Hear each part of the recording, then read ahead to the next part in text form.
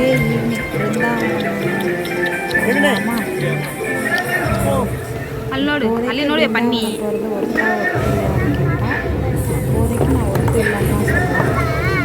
Water flow ரொம்ப கம்மியாக இருக்கும். பல 3 ஸ்டேஜஸ் இருக்கும். அதில் ஃபஸ்ட்டு ஸ்டேஜில் வாட்டர் லெவலே இல்லை. செகண்ட் ஸ்டேஜும் தேர்ட் ஸ்டேஜும் ஓகேவாக இருந்துச்சு, வாட்டர் இருந்துச்சு. நீங்கள் மார்னிங்லேருந்து போகிறதுக்கு ஈவினிங் போனீங்கன்னா பிருந்தாவனம் ஒர்த்துன்னு சொல்லலாம். பசங்களை கூட்டிகிட்டு போகிறதுக்கு பசங்களுக்குன்னு தனியாக ப்ளே ஏரியாலாம் இருக்குது. உள்ளே ஃபுட் ஸ்டேஷன் எல்லாமே இருந்துச்சு. நிறையா ஸ்கூல் பசங்களாம் வந்திருந்தாங்க. அது பார்த்து என்ஜாய் பண்ணோம். அதுக்கப்புறம் வந்து பசங்களாம் நல்லாவே என்ஜாய் பண்ணிட்டு இருந்தாங்க. என் பையனும் நல்லாவே என்ஜாய் பண்ணான். இந்த ஸ்டேஜில் இருந்துலாம் ஓரளவு வாட்டர் நல்லா இருந்துச்சு. 6 o'clock மேலே லைட்டிங் போட்டு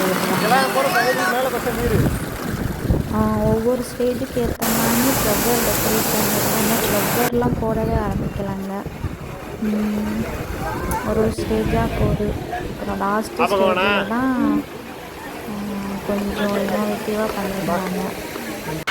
அதுக்கப்புறம் நாங்கள் ப்ளே ஏரியாவுக்கு வந்துட்டோம். கொஞ்சம் நேரம் என் பையன் விளாண்டுட்டு இருந்தான். அவன் விளாண்டுட்டு இருந்ததை பார்த்துட்டு அதுக்கப்புறம் வாட்டர் ப்ளே பண்ணிகிட்டு இருந்தாங்க. அங்கே போய் ஸ்டேஜாக இருந்துச்சு. அங்கே போய் உட்காந்து கொஞ்சம் நேரம் பார்த்துட்டு போகிற 2 சைடும் நல்லா டேமில் வாட்ரு இருந்துச்சு. வாட்ரு எதுவுமே ஓப்பன்லாம் பண்ணலை, அங்கே இருந்தது தான் இருந்துச்சு. அதையும் பார்த்துட்டு அதுக்கப்புறம் ஸ்டேஜுக்கு வந்துட்டோம். ஸ்டேஜுக்கு வந்து எல்லாம் ஃபுல்லாக இருந்துச்சு. நல்லா பாட்டு போட்டு வாட்டரும் நல்லா இருந்துச்சு. எல்லோரும் என்ஜாய் பண்ணாங்க. சின்ன பசங்க நிறைய பேர் பார்த்து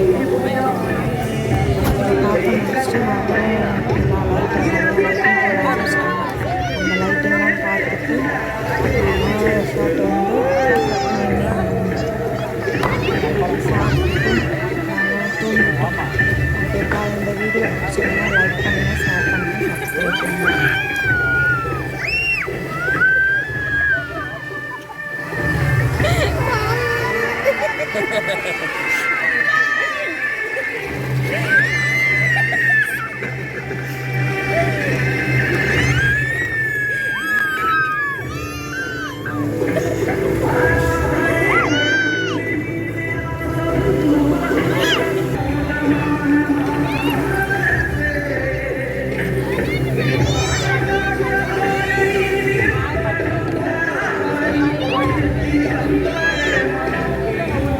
Saga.